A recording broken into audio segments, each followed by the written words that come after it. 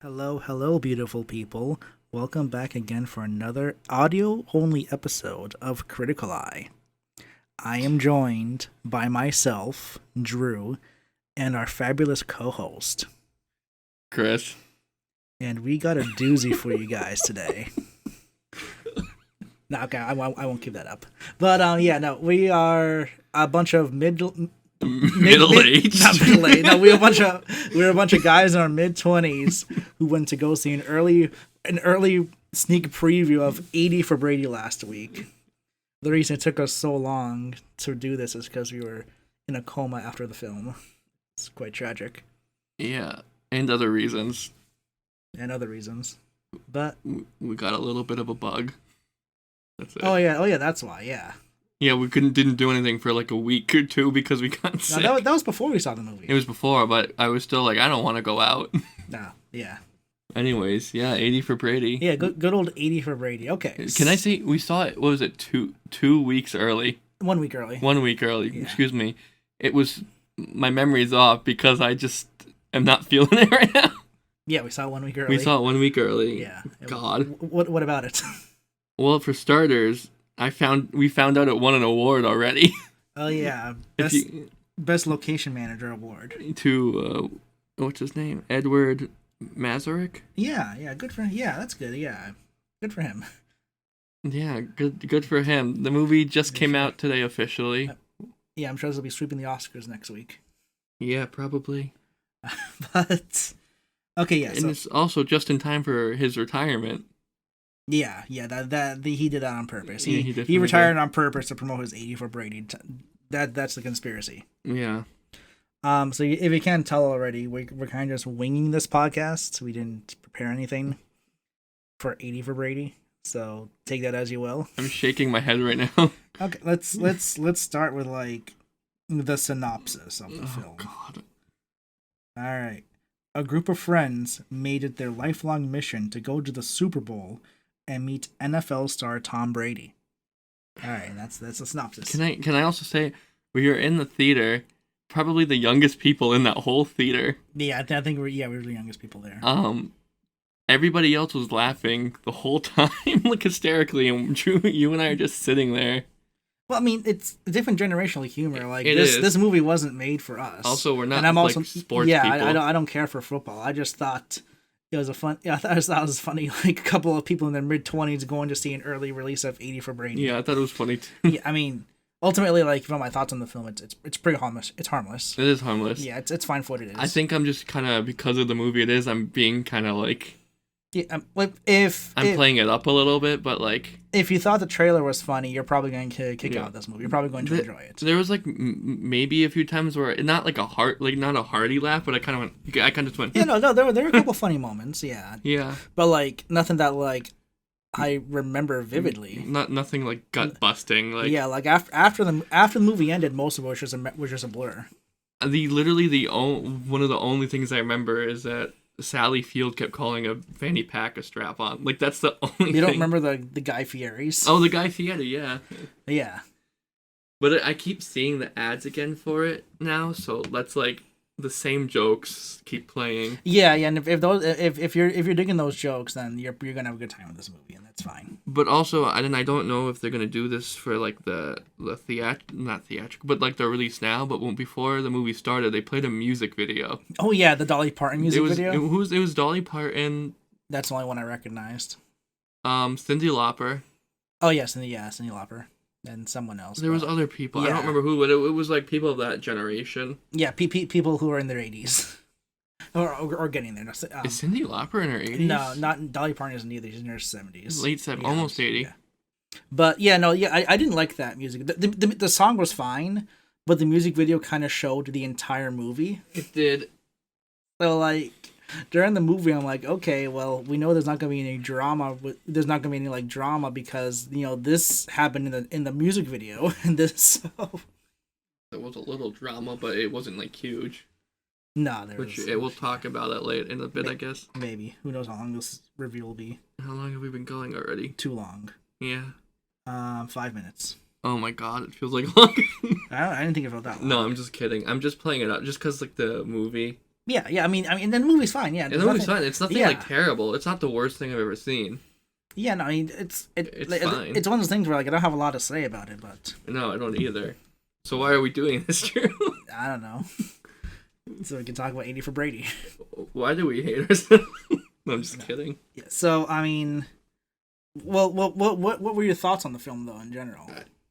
Like I said, I'm trying to find what I gave it on IMDb because I don't remember. But like I said, like I mean, I thought it was fine. Nothing more than that. It like if you like sports, if you and nothing against the cast. By the way, we even talked about the cast. The cat. Oh yeah. The It's cast. it's Jane Fonda, Sally Field, Rita Moreno, Lily Tomlin, and Tom Brady. and Tom Brady, and then Guy Fieri. Guy Fieri. Yeah. Guy Uh, Fieri. I like Guy Fieri. I thought he was fine. oh yeah, Ron Funches was in it. No clue who that is. He's the one that played the security guard. Okay, no clue who he's in. He's a comedian and actor. Okay. I think he's actually funny. And then Jimmy O Yang, who's also a comedian, was in it. And then they had the two people that had like the sports podcast. One of them was on SNL. No clue who he was. I don't name Alex Moffat. Okay. Alex Moffat. He used to be on SNL. I don't know if he still is. But he's pretty funny. And real quick, like about the cast, like I really like Sally Field. Yeah, she's great. Forrest Gump, Lincoln. Yeah. Can't go wrong with her. I like Lily Tomlin. I don't know her that well. Off the top, oh well, she was in that Grace and Frankie show my mom liked. But like she's like, I think she like was one of the people that was in like oh what's her name? What was that sketch show? That really famous what is her name? Yeah, I don't know. But I can't. Carol Burnett. I think she was like Okay. in that kind of like group. Okay. I don't know if you know who Carol Burnett is. I've heard the name, yeah. He's super like really funny sketch show. But like it's that like group of people, and I really like them. And Rita Moreno was I think her last movie was West Side Story. Okay. She played the store, the lady that owned the store. And she was also in the original West Side Story. Yeah, right? she was. Okay, She yeah, played yeah. Anita in the original. Okay. And so okay. she goes way back, and I think she's actually like in her 90s in real life. Yeah, she's 91, and so like I have like a respect for those actors and as performers and actors. You know, I grew up watching a lot of older Yeah, and especially movies and seeing them shows. still do this in their 90s. Yeah. So there's nothing against. I thought they were fine in it. Like the movie is passable. You know, there's nothing really much to say about the film. Yeah. One thing I do say is that they didn't really take advantage of how of this idea, how like goofy this idea was, even though it's based on a true story. Yeah. It still is. They could have like really dramatized everything. You know. Yeah. Like by dramatized, I mean like go all out, make it like just wacky. Like there's a scene where Sally Fields enters like a hot wing eating contest. Yeah. And like, okay, that can be funny, there's elderly lady like freaking out over eating hot wings. Because she's just looking for lunch and ended up in a contest. She was looking for lunch and ended up in this hot wing contest with like the hot like ghost pepper wings and all these like Carolina Reaper wings and stuff like that. Yeah, and she wins. And yeah, and it's just like she's just casually eating them.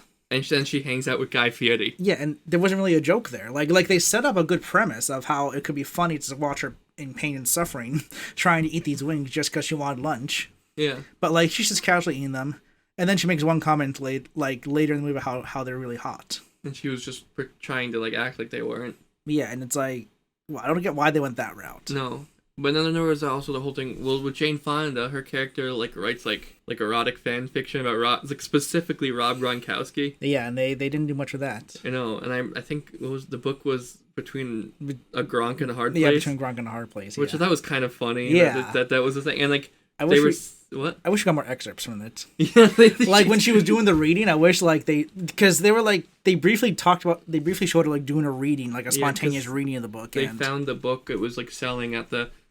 I don't know what you call the event that's like right before the Super Bowl, like the thing that's open. It has all the booths and just the pre-Super Bowl. Yeah, it's like the day before the Super Bowl. Yeah, to hype you up. And she found it selling there, and everyone was like a huge fan, and so she just started like signing them. Yeah. And Gronk was like a big fan, so he had a copy of the book already in the locker room. Which is kind of strange that he would read erotic fan fiction about himself. That wouldn't completely surprise me. I don't know Grung. All I know is that I don't know. he quit on the same time Brady did, and then he did a stand up comedy special for like HBO or something. He did a stand-up comedy? Yeah, he has a stand up comedy special. Did you watch it? No. For HBO? I think it was on HBO. It's one of those like premium streaming things. He did a stand up comedy. Okay. Yeah. You're branching out. Yeah. I mean, they're doing these movies, and there was this weird scene where like in this movie specifically with going to Tom Brady, like where he would just like randomly start talking to the main character. Oh yeah. That was weird. And the first time it happens, it's like a creepy bobblehead. Yeah, and it's just his like his mouth imposed onto and the bobblehead's all talking. But then the rest of the time, and I thought it'd be, and I kind of like that because that's like the wackiness I was hoping this movie would be.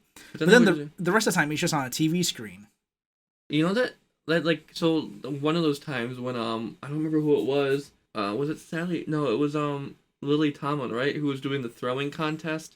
Yeah. And like he talked to her on the TV, and she started throwing it, but she was only throwing it to you had to make the ball. You had to throw the football into like one of the hoops or whatever. And her hoop was a lot closer. It was. She kept doing the one in front of her, and then the guy was throwing it really badly. Like you could tell he was like told just hey throw it badly, like make it like he wasn't even trying to make it look like he was trying. Yeah, that was another like step where it's like really you had this elderly woman who was going to be in a football throwing contest, and she made a bet with some younger guy. And instead of like making it all like wacky and like dramatic, like she's just like tossing it into the basket. Like not that there's anything wrong with it. It's like they set up a lot of these like funny scenarios, and then they just don't do anything with them. Yeah, and that was probably one of my biggest complaints about the movie.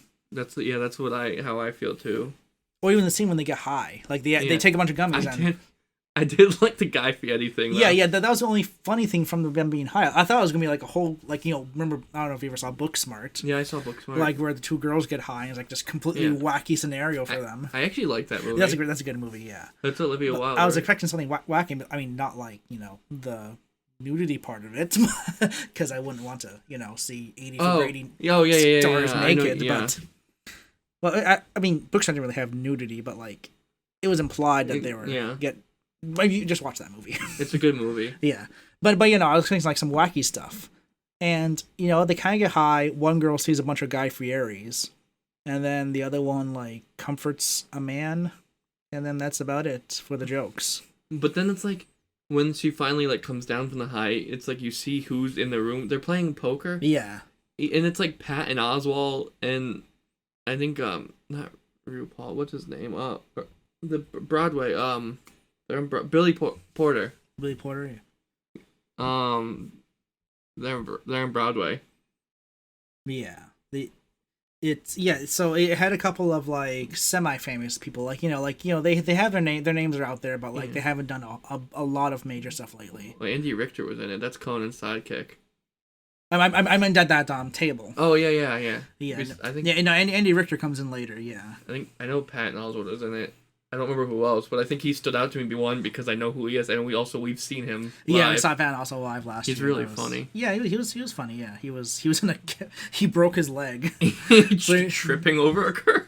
He didn't break the leg at the show, but like he was in like had like a little scooter. Yeah, his special is on Netflix now. I think this isn't an ad for it, but you can watch it.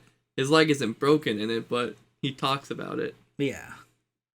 So yeah, they had that, and like I said, that was another like scenario where that could have been really funny, and they just did a couple of small chuckle jokes, which it seemed like they're trying to be really safe.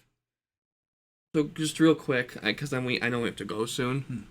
Going off of the whole trying to be funny thing, like going away from that, there were parts where it got like serious too. Ish. Like the whole thing was that I'm wanting to go to the Super Bowl, so it's like I think it was like Jane Fonda's character, or was it Jane Fonda?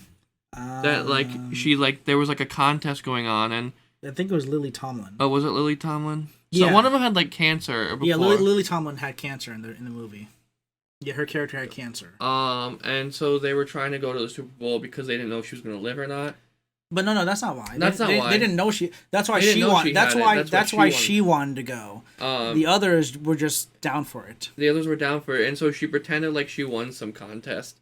this isn't revealed until later. The whole pretending. But like the second she had the tickets, I kind of knew that she bought them. Yeah, yeah, and she's like, I won the contest or whatever, and they're like, well, they're going in like a small like sedan, and they're like, well, why couldn't we take your van? And she's like, it's in the shop, and you find out later that she had sold it for the money. Yeah. And it ends up she had bought fake tickets. Yeah. So like they weren't gonna be able to get in, but then they do like a little dance with Billy Porter, and then because they meet him at some point, and then they just start Fortnite dancing and get into the Super Bowl. And he's like, oh, they're my backup dancers, and so they go in. And again, that was something that could have been funny too, but like, yeah, it was kind of more serious. Yeah, but then they go in and then they end up in a booth making calls, and it's a whole thing. But like, yeah, the booth thing could have been funny too, like her just yelling at these guys. They made it really short. I thought they were gonna actually do more with it. But the whole thing is like Jane Fonda or whoever it was gave like Lily Tomlin. Lily Tomlin. I keep doing that. Lily Tomlin like was talking to Tom Brady through his like earpiece in his helmet, which I don't know if that's a real thing. I assume it is. Do they? Okay. Yeah, because that's how they like say what plays to do. Okay. She talked to him through his helmet and like gave him like a really like go get him speech. And they played better. He had like such a serious face the entire time. Like he was looking up at the booth like this super serious face at her, like he was being super like extremely inspired. Yeah. But like this was a game, it's based off the 2017 Super Bowl, I believe. 2017 or 2018, I forget which one. Whichever one they won. That one that had a huge comeback. Yeah. I don't know. I thought our audience was going to start cheering when the Patriots won. You thought the audience? Because some of them were cheering at other plays, or they were going, "Oh!" and people would get like sacked. Yeah. And I was like, and one guy in front of me like threw his arms up in the air with like fists because he got excited. I thought that was funny. But again, like I'm not a sports person really at all. Yeah. And neither are you. So it's like to us, we're just like, oh. Yeah. It's. And it was a movie, so it's not like you're watching this thing in real time and like, ooh. Yeah, I don't know if there are any sports references in the movie, like how many sports references there were in the movie. I'm assuming there were a decent amount, but they probably went over my head. Yeah. They talked about sacks and stuff, and I was like, I know about that. I almost said I know about sacks, but I meant like in football. Yeah, I know what you meant. I want to be clear. You're clear. You're fine. You got this. And I'm not. Okay, I'll end it there. So yeah, that this was kind of an all over the place review of 80 for Brady. What did I give it on? What did you give it on? I gave it 2.5 out of 5. I thought it was, like I said, I thought it's a fine movie. I'm not really the audience for it, but even though I'm not the audience for it, I still thought they had some missed opportunities, especially with the buildup of their jokes. Yeah. So that's why I kind of dropped it down a little bit from a 3 to a 2.5. That's what Yeah, because I was going to give it a 3 at first, but I was kind of like, when you really think about it, like there were some things they missed, there were some things you could have done a lot better, I thought. But yeah, I mean, it's fine for what it is. Like, if you watch the trailer and you thought it was funny, then you're probably going to enjoy this movie too. You'll have a good time with it. Yeah. Any final thoughts from you? I also gave it a 2.5 out of 5. Alright, so the average is a 2.5. Yeah. But no, I pretty much feel the same way that you do. I think that there were some missed opportunities with some of the jokes they set up, or they didn't play off them long enough.